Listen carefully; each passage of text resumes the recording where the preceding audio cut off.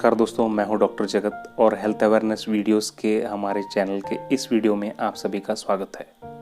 ये एक video series है कोरोना वायरस के अवेयरनेस के बारे में, उसके मिसकंसेप्शंस के बारे में, मिथ्स के बारे में और फ्रीक्वेंटली आस्क्ड क्वेश्चंस के बारे में। तो पहला और इम्पोर्टेंट क्वेश्चन ये है कि कोरोना में एसिम्प्टोमेटिक केसेस और सीवियर केसेस और डेथ रेट कितना है। रिपोर्टेड डेटा है वो यूजुअली डिटेक्टेड केसेस और सिम्टोमेटिक केसेस होते हैं और इनमें जो डेथ रेट होती है वो थोड़ी ज़्यादा होती है, यानी कि 3% का जो डेथ रेट होता है। लेकिन हम अगर अनडिटेक्टेड केसेस की एक स्टैटिस्टिकल स्टडी को अगर अप्रॉक्सीमेशन को देख के अगर कह सकते हैं तो मेरे हिसाब से 95% ऑफ द केसेस जो होते हैं वो एसिम्प्टोमेटिक केसेस होते हैं, जिनमें डरने की कोई प्रॉब्लम नहीं है, जिसमें कोई ट्रीटमेंट की रिक्वायरमेंट नहीं है, क्योंकि कोरोना वायरस एक सेल्फ लिमिटिंग वायरस है और ये अपने जो कोर्स होता है उसके बाद में ये पूरी तरह से कम हो जाता है।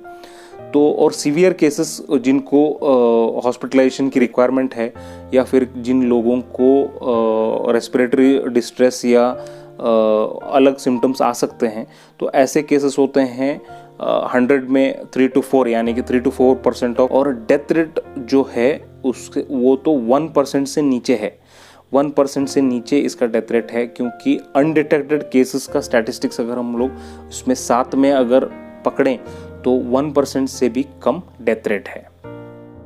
जो दूसरा सबसे कॉमनली आस्क्ड क्वेश्चन है या डाउट है इस बारे में कि कोरोना वायरस में इम्यूनिटी का क्या रोल है और इम्यूनिटी बूस्टर्स जो हैं वो सही में वर्क करते हैं या नहीं।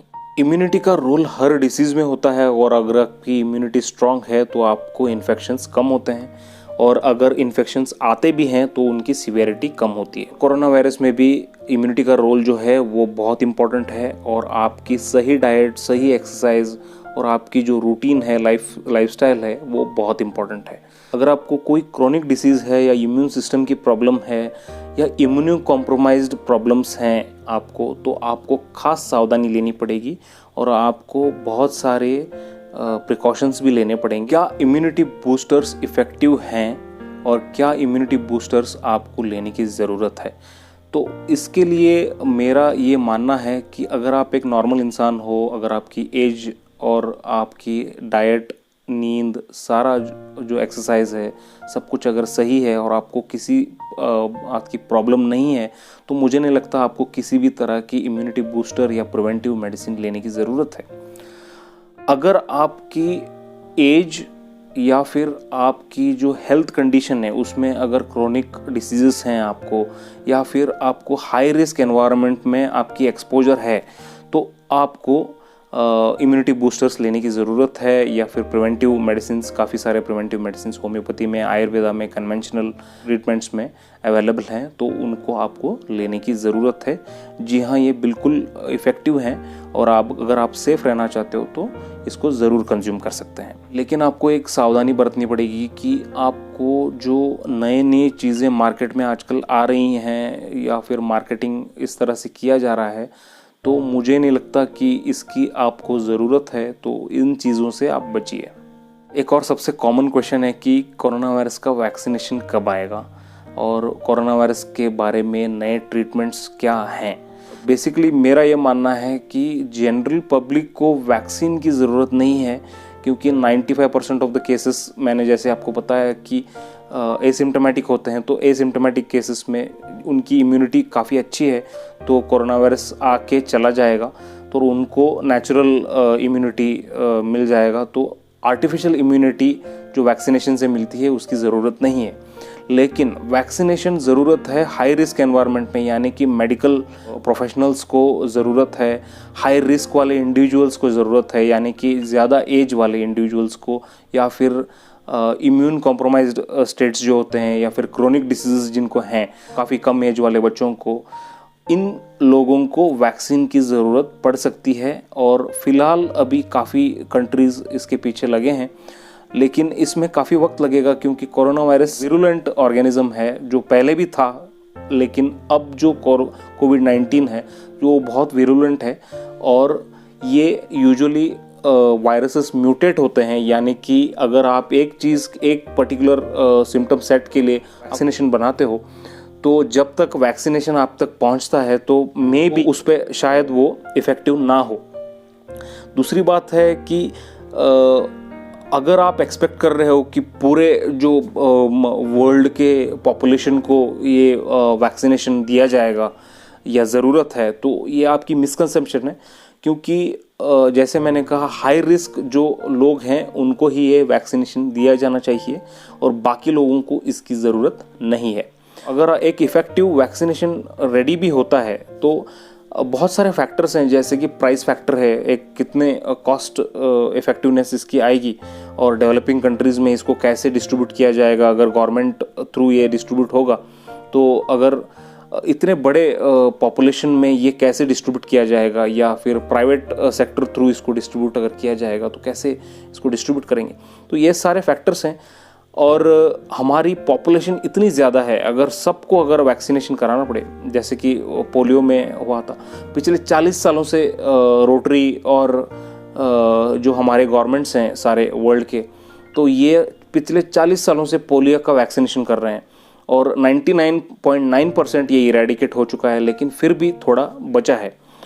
तो अगर सही यही वाला एग्जाम्पल हम लोग कोरोना वायरस में लेते हैं तो इतने बड़े पॉपुलेशन, एक 130 करोड़ का जो पॉपुलेशन है हमारा, तो इसको पूरी तरह से वैक्सीनेशन करने के लिए मेरे ख्याल से 30 ईयर्स से ज़्यादा इसमें टाइम लगेगा। तो ये वाला प्रैक्टिकल नहीं है, ना ही ये रिक्वायर्ड है। तो मुझे लगता है कि हाई रिस्क वाले जो पेशेंट्स हैं, इनके जो डेथ रेट है वो बचाने के लिए और सीवियरिटी ऑफ द केस को कम करने के लिए वैक्सीनेशन की ज़रूरत है। दूसरा जो पॉइंट है वो कोरोना वायरस ट्रीटमेंट के बारे में। काफ़ी सारे एंटीवायरल ट्रीटमेंट्स अभी अवेलेबल हैं। बेसिकली मैंने जैसे कहा कि कोरोना वायरस 95% ऑफ पीपल में एसिम्टोमेटिक है। कुछ केसेस जहाँ पे सीवियरिटी ज़्यादा है, जिनको वेंटिलेशन की ज़रूरत है या रेस्पिरेटरी डिस्ट्रेस जिनको है, तो उन लोगों में कुछ सिम्टोमेटिक ट्रीटमेंट अभी ऑलरेडी दे रहे हैं, तो काफ़ी सक्सेसफुल है, जिसकी वजह से डेथ रेट कम हो रहे हैं। तो कुछ लोगों में जहाँ पे वेरी हाई रिस्क जो केसेस हैं, उनमें काफ़ी सारे ट्रीटमेंट्स अभी अवेलेबल हैं और थोड़े ट्रीटमेंट्स आएंगे तो और डेथ रेट इसका कम होगा। तो एक मिसकंसेप्शन है कि कोरोना वायरस में कोई ट्रीटमेंट अवेलेबल नहीं है। फैक्ट ये है कि कोरोना वायरस में कोई ट्रीटमेंट की ज़रूरत नहीं है 95% ऑफ पीपल में, और बाकी जो केसेस हैं, सीवियरिटी जिनकी ज़्यादा है, तो उनको सिम्टोमेटिक ट्रीटमेंट और एग्जिस्टिंग जो ट्रीटमेंट्स है वो काफ़ी है। एक और क्वेश्चन जो काफ़ी कॉमनली डिबेट किया जाता है वो ये है कि क्या कम्युनिटी स्प्रेड शुरू हो गया है, क्या कम्युनिटी स्प्रेड ऑलरेडी चल रहा है। कम्युनिटी स्प्रेड का मतलब ये है कि वो सोर्स ऑफ द वायरस है वो डिटेक्ट नहीं कर सकते। ट्रैवल हिस्ट्री नहीं है या फिर किसी नॉन पेशेंट से कांटेक्ट नहीं है, फिर भी डिटेक्ट हो जाए या पॉजिटिव रिजल्ट आ जाए, तो उसको हम कम्युनिटी स्प्रेड बोलते हैं। कम से कम मई से हम लोग काफ़ी ऐसे स्ट्रे केसेस देख चुके हैं जहाँ पे कम्युनिटी स्प्रेड हो रहा है। अगला क्वेश्चन है कि एयरबोर्न स्प्रेड में यानी कि हवा के ज़रिए जो स्प्रेड अभी रिसेंट रिसर्च के हिसाब से हवा से ये स्प्रेड होता है, क्या ये सही है या नहीं। जैसे कि सभी को पता है कि कोरोना वायरस यूजुअली हमारे जो रेस्पिरेटरी ये हैं, स्नीजिंग की वजह से या कफिंग की वजह से, ड्रॉपलेट इन्फेक्शन की वजह से होते हैं। ये जो ड्रॉपलेट इन्फेक्शन होते हैं वो हैवियर होते हैं, तो नीचे ड्रॉप हो जाते हैं। अगर हम लोग 2 मीटर का डिस्टेंस हम लोग मेंटेन करते हैं तो उसकी वजह से वो नीचे ड्रॉप हो जाते हैं। तो एक और फैक्टर यहाँ पे ये हुआ है कि एयरबोर्न स्प्रेड हो सकता है, और इसकी चांसेस हैं क्योंकि माइक्रो ड्रॉपलेट्स होते हैं जो एयर में सर्कुलेट होते हैं, और इसके वजह से वो इन्फेक्शन होने के चांसेस हैं। लेकिन एयरबोर्न इन्फेक्शन काफ़ी रेयर होता है, क्योंकि काफ़ी प्रैक्टिकल इंस्टेंसेस में हमने देखा है कि बहुत सारे लोग घर में पॉजिटिव हैं लेकिन कुछ लोग उसी घर में नेगेटिव हैं, तो कंटिन्यूस उनके साथ रहने के बाद भी ये पॉजिटिव नहीं होते। तो एयरबोर्न इन्फेक्शन के बारे में, एयरबोर्न स्प्रेड के बारे में ज़्यादा चिंता की ज़रूरत नहीं है। और क्लोज्ड एनक्लोज स्पेसेस हैं या फिर जो internally circulated air circulated spaces हैं, इनको अवॉइड करने की ज़रूरत है। और जितना हो सकता है वेंटिलेशन को इम्प्रूव कीजिए, नेचुरल वेंटिलेशन, और आउटसाइड स्पेसेस को ज़्यादा प्रमोट कीजिए। हमारा अगला जो पॉइंट है वो मास्क और सोशल डिस्टेंसिंग के बारे में है। सभी को पता है, ऐसी कोई बात नहीं है जो मीडिया ने आपको नहीं बताई है। तो कुछ पॉइंट्स हैं मास्क के बारे में और सोशल डिस्टेंसिंग के बारे में। सोशल डिस्टेंसिंग बहुत ज़रूरी है, जितना सोशल डिस्टेंसिंग आप कर सकते हो। और this is the new norm, यहाँ पे एक नया नॉर्मल है ये। आप इसको अपनी पिछली वाली जो ज़िंदगी है उसको कंपेयर मत कीजिए। सोशल डिस्टेंसिंग बहुत ज़रूरी है, और सोशल डिस्टेंसिंग से आपके सारे काम, जितने भी आप काम कर सकते हो बिना कांटेक्ट के, ज़ीरो कांटेक्ट के या वेरी लेस कांटेक्ट के, आप जितना भी कर सकते हो उसको करने की ज़रूरत है। मास्क के बारे में अगर कहा जाए तो पहली बात तो आपका मास्क का साइज़ जो है, काफ़ी सारे मास्क हमने देखे हैं, इलास्टिक मास्क अवेलेबल हैं, तो ये छोटे होते हैं और या तो आपके नाक को कवर करते हैं या फिर मुंह को कवर करते हैं। काफ़ी लोग नाक के नीचे उसको पहन रहे हैं, तो ये सब गलत बातें हैं, ऐसे नहीं करना चाहिए। आपका मास्क पूरी तरह से कवर करना चाहिए। अगर एयर एंट्री इजीली होता है तो वो फिल्टर नहीं कर रहा है, कॉस्ट इफ़ेक्टिव सॉल्यूशन है तो वो होममेड मास्क, जिसको हर रोज़ आप क्लीन करना चाहिए। बहुत सारे लोग हैं जो जब से लॉकडाउन हुआ है वही वाला मास्क यूज़ कर रहे हैं बिना वॉश किए, तो ये बहुत ख़राब ये है। अगर आपको कोरोना वायरस भी नहीं होगा तो बहुत सारे दूसरे डिजीज़ आपको हो सकते हैं, क्योंकि मास्क जो है वो काफ़ी सारे बैक्टीरियाज को भी जमा कर सकता है, जिसकी वजह से आपको अलग डिसीज़ हो सकते हैं। तो मास्क का क्लीनिंग बहुत ज़रूरी है।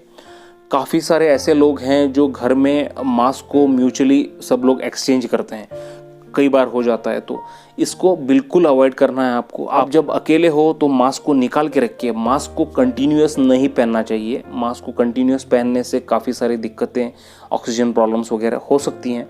एक्सरसाइज करने के टाइम पे इसको अवॉइड कीजिए। आप एक्सरसाइज वहीं पे करिए जहाँ पे आप खुद अकेले हो, क्योंकि आपकी ऑक्सीजन रिक्वायरमेंट एक्सरसाइज के टाइम पे ज़्यादा होती है, तो आपको मास्क पहनना नहीं चाहिए।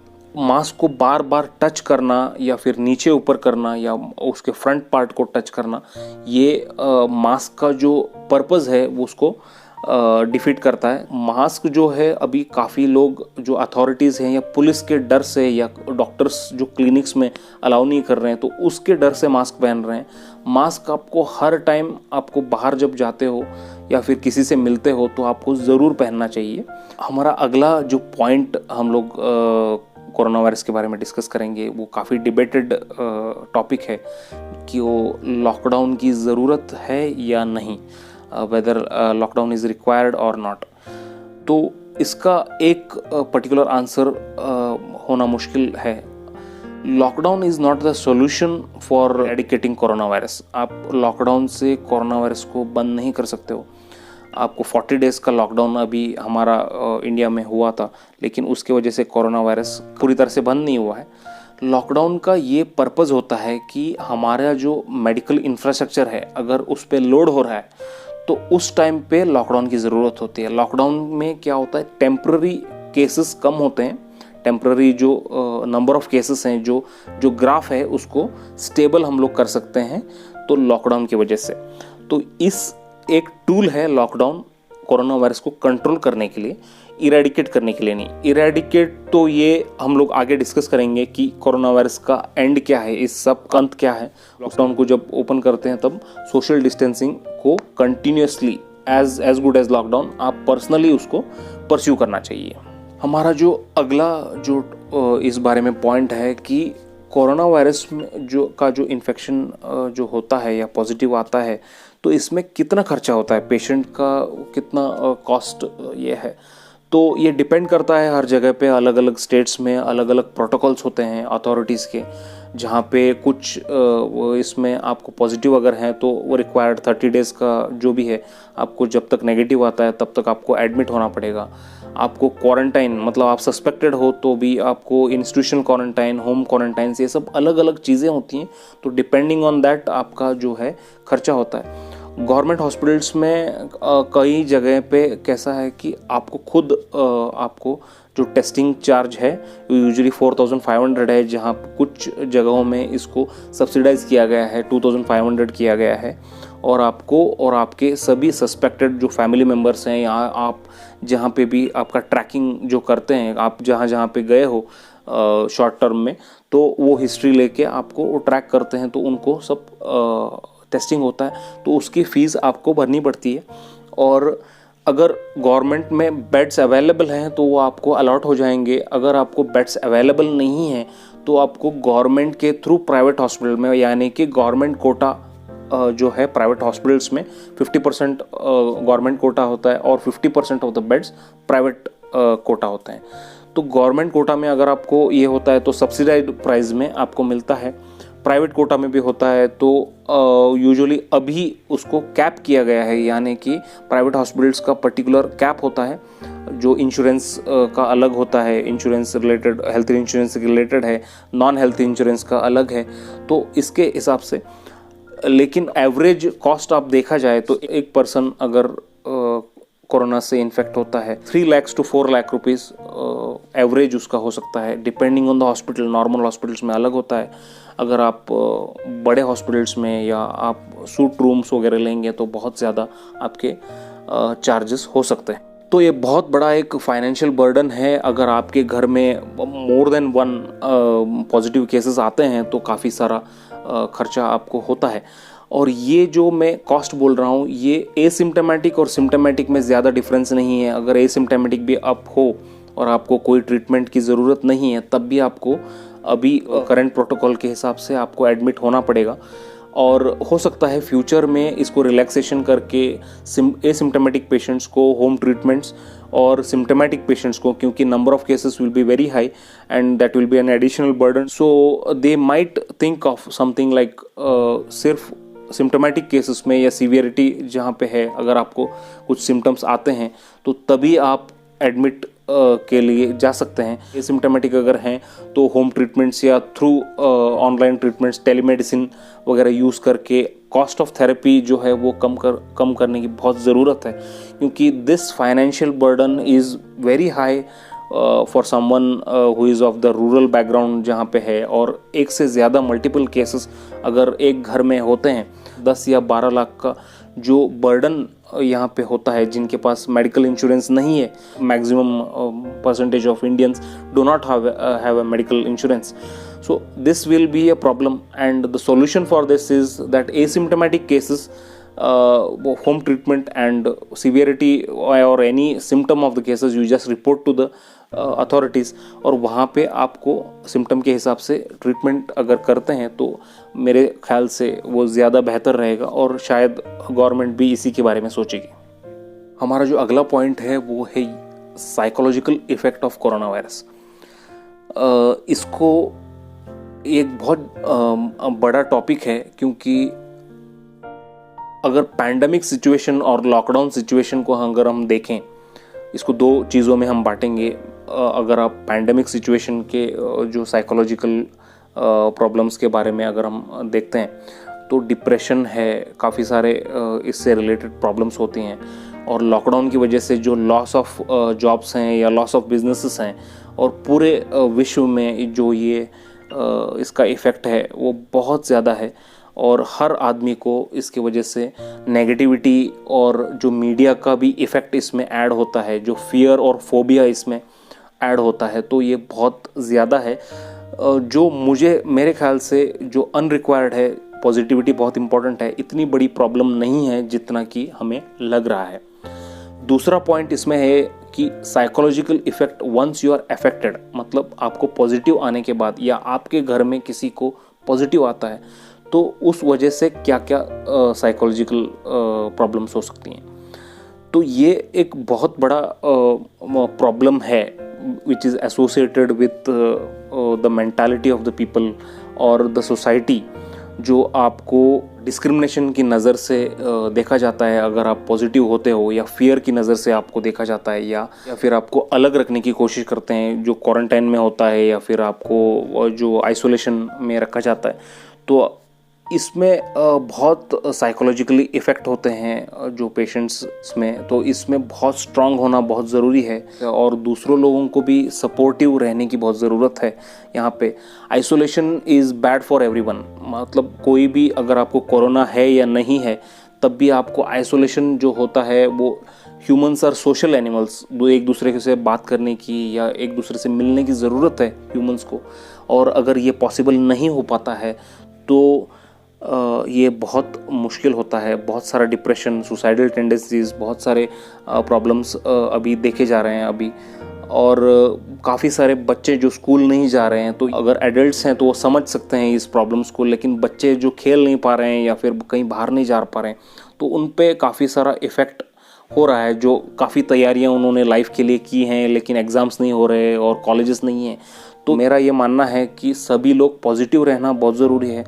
जो भी ये प्रॉब्लम हो रहा है ये गुजर जाएगा, ये एक शॉर्ट टर्म के लिए है, थोड़ा लंबा चलेगा, लेकिन इसमें डरने की कोई प्रॉब्लम नहीं है और ये जल्दी से जल्दी ख़त्म हो जाएगा अगर आप पॉजिटिव हो, अगर आप सोशल डिस्टेंसिंग मेंटेन करते हो, मास्क पहनते हो, अगर आपकी इम्यूनिटी को अच्छी तरह मेंटेन करते हो आप, और आप कुछ प्रोडक्टिव करते हो, आपका जो टाइम है, आपको आपके पास जो भी ये है, आप दूसरों को अवेयर करते हो और नेगेटिविटी के बारे में या फिर ओवर जो मीडिया में इसमें बूम दिखाया जा रहा है उसको अवॉइड करके, आप न्यूज़ को ज़्यादा अवॉइड करके आपके ऊपर अगर आप फोकस करते हो तो हम सभी इस प्रॉब्लम से काफ़ी अच्छी तरह से हम लोग आगे बढ़ सकते हैं।